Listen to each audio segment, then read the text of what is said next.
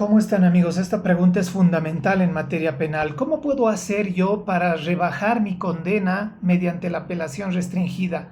Voy a hacer un ejemplo para que ustedes puedan comprender más fácilmente.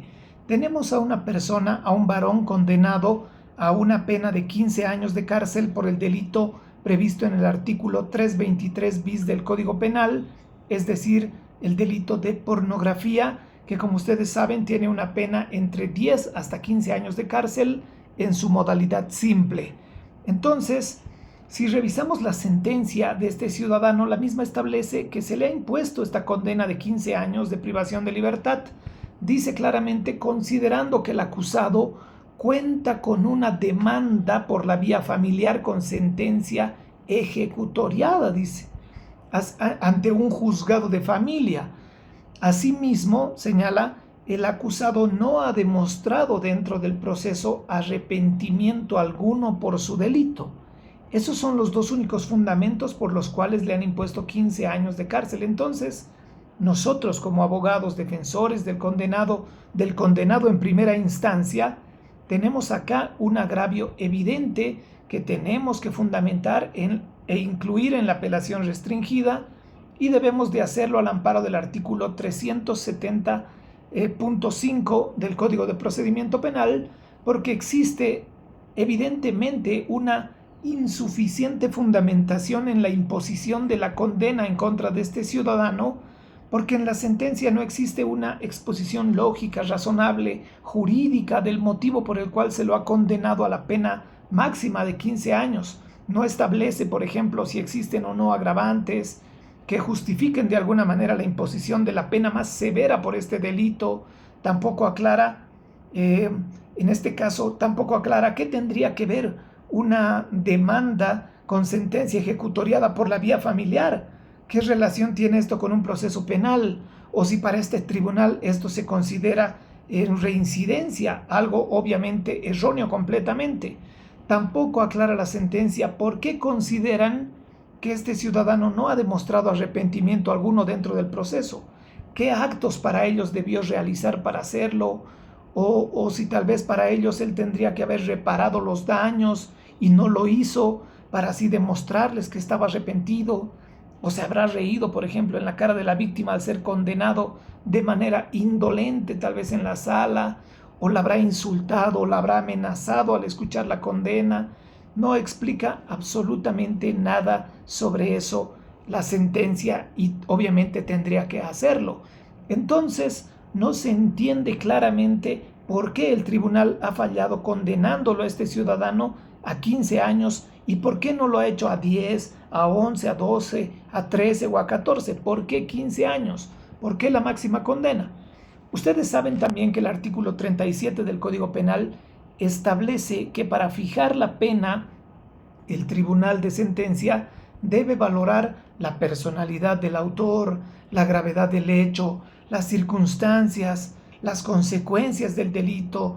También el artículo 38 señala que para analizar la personalidad del autor se debe de tomar en cuenta su edad, su educación, los móviles del hecho.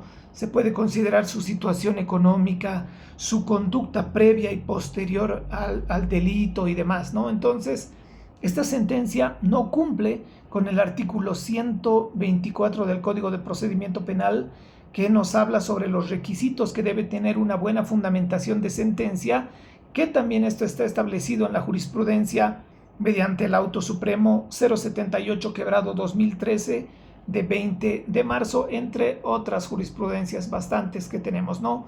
Asimismo, por su parte, tenemos también el auto supremo 099/2011 de 25 de febrero, que establece claramente y de manera taxativa que la imposición de la pena debe estar precedida de una motivación clara, precisa y suficiente que permita comprender los criterios utilizados por el juzgador. Por lo tanto, la falta de fundamentación se constituye indudablemente en un defecto de sentencia.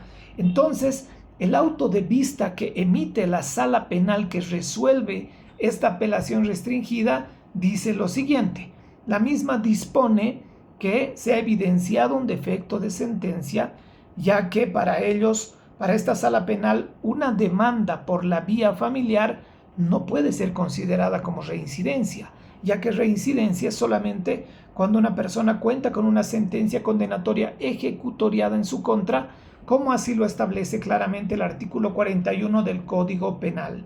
Asimismo, se evidencia que no se ha considerado los artículos 37, 38 y siguientes del Código Penal, ya que estamos ante un acusado, en primer lugar, que es una persona profesional. Se trata de un ingeniero petrolero con una buena situación económica, una persona joven, sin antecedentes previos, no tiene antecedentes policiales, no tenía antecedentes penales, no tenía un motivo antisocial en su conducta, no ha existido alevosía, ensañamiento, y los móviles de este caso, de este delito, han sido exclusivamente pasionales. Todo se debió a una infidelidad cometido por la mujer, que no justifica obviamente el delito, pero que sí explica los móviles del hecho. Por lo tanto, al haberse evidenciado una falta de fundamentación en la imposición de la pena, al amparo del artículo 370, numeral 5